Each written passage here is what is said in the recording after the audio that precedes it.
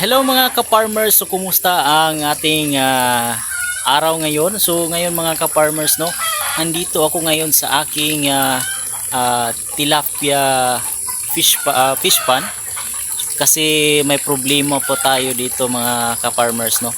Kasi yung tilapia ko ay parang may sakit, so delikado ito mga ka-farmers kasi may nakuha akong ang daming tilapia na namatay kanina kasi sa sakit or tinatawag ito na fungus.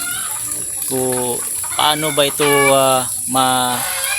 masolusyonan na hindi siya mamatay, kasi may 4,000 plus akong tilapia dito sa aking fish pan.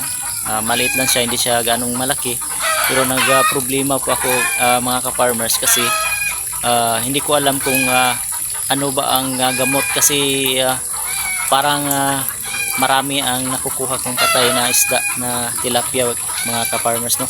Kung sinong mga may alam dyan mga ka-farmers natin dyan about sa tilapia, kung marunong kayo kung ano ang gamot nito, kasi marami na akong nakukuhang patay na isda kanina lang. At delikado daw ito kasi baka maubos o mamamatay lahat.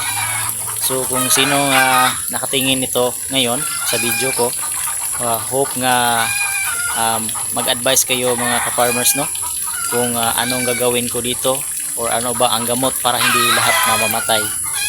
Kasi ipapakita ko sa inyo guys kung mga ka-farmers kung gaano ba kadami yung nakuha kong patay na isda mga ka-farmers. So tingnan nyo ito mga ka-farmers. Ayan mga ka-farmers, ayan yung nakuha kong tilapia na namatay. Tingnan nyo mga ka-farmers, oh. Ang dami ng patay na tilapia sa fish pan ko mga ka-farmers. Ayan. Tingnan mo mga ka-farmers. So kung sino mga nakakita ito mga ka-farmers, baka matulungan niyo ako mga ka-farmers, no, yung paano maagapan to. Yan, tingnan niyo mga ka-farmers, sobrang dami mga namatay, parang namamaga yata sila mga ka-farmers.